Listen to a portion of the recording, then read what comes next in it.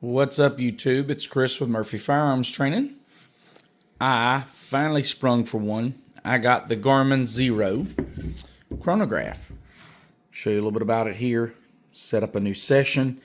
4 buttons on top. It's pretty simple. So press OK for a new session, and you can select pistol, rifle, bow, or other.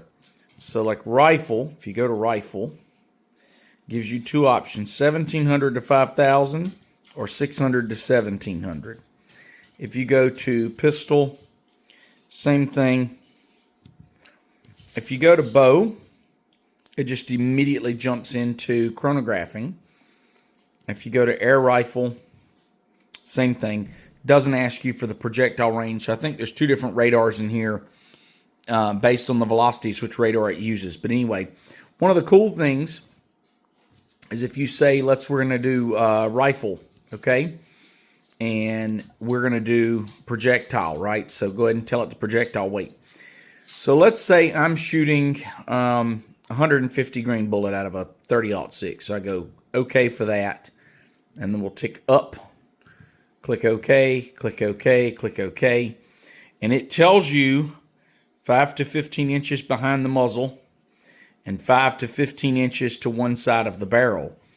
And if you put it in that range, boom, it works. So anyway, I have actually got some footage of me shooting with this on the range and how it works and picking up shots and all of that. So, but I wanted to do an intro, show you this. You'll see it in every one of our videos moving forward. No more of the Caldwell, so we'll be using the Garmin from now on. So far in using it, it has been absolutely phenomenal. So anyway, looking forward to some really good data from this.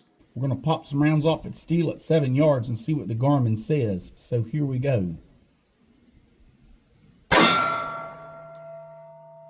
896, 893, 895,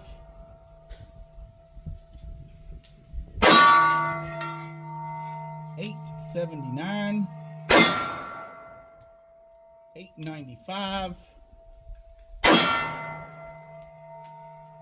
898 if I round. And all right, guys, so after you shoot your whatever 5 rounds, 7 rounds, 6 rounds, whatever, it's going to show your min, your average, and your max. And so I love that it shows the average here is 892.6, 893, 893 feet per second. Now, if you go to the back arrow here, click on the back arrow, you can cancel, you can pause session, you can end session. And if you click OK, or if you click the back arrow again, it goes back to this, okay? So there's that. Now I'm going to press the OK button. When I press the OK button, it will give me the shot list, the session summary.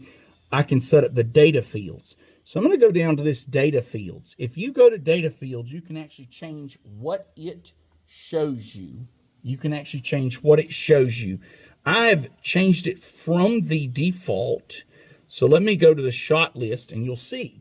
And what does it give me? It gives me the FPS and it gives me the energy. And so I've actually set it up that my data fields are shot number, FPS, and energy in foot-pounds, kinetic energy. So, and you can scroll through, it goes from the last shot down to the first shot. And so you can see your kinetic energy, 160, 159, 160, right? Boom, boom, boom, boom. So you can scroll through that and see. So that is kind of the setup for the Garmin there.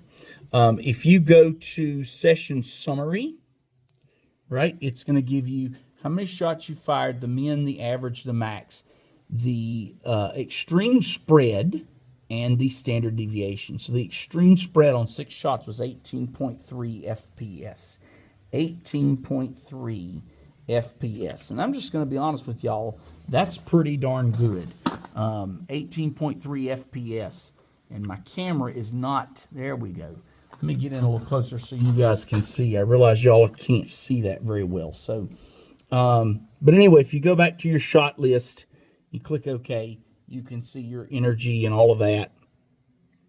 Again, your data fields, I'll just show you guys data field it says data field 1 is your minimum, data field 2 is your average, data field 3 is your maximum. And so this is actually setting up what it's showing you on the screen. And then shot list data is showing like kinetic energy, right? And so if I go to data field 1, if I click OK, I can pick min, max, average, standard deviation, extreme spread, kinetic energy. So I'm going to click kinetic energy for that. So kinetic energy for the first data field, average velocity for the second data field, and I'm going to do, let's say, extreme spread for the third data field, okay? And so what's going to happen now is when I go back to this, it's going to show me now kinetic energy, the average, and the extreme spread, not the min, the max, and the average. So I can change the setup. It's very customizable. And again, I'm shooting steel. I'll zoom out and show you guys. I mean, I'm shooting at steel.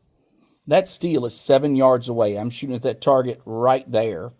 And it's picking this bullet up before it hits that shield, that steel, and disintegrates. So pretty impressive little device. Really customizable. Really easy to use. And the best part is you don't have to worry about shooting your chronograph if you flinch. So definitely easy, and you're not worried about muzzle blast with a rifle because your barrel is in front of the chronograph. So it's really, really nice. The only irk that I have is if you were taller than me, your pistol might be too high above the chronograph to read, and you'd have to elevate it somehow. I'm actually at a good height with it on my table. My table is just a little under my belt, and holding my arms out at my normal shooting stance, it picks it up just fine. So obviously I'm in that 5 to 15 inch range. So anyway, thought I'd show you guys this, how the Garmin works. Thought it was kind of cool. Really enjoying it. Is it worth 600 bucks? I don't know, but I'm really liking it. And as a reloader, it has just been so beneficial to me. So anyway, I hope you enjoyed it, guys. Please like and subscribe. Appreciate you watching.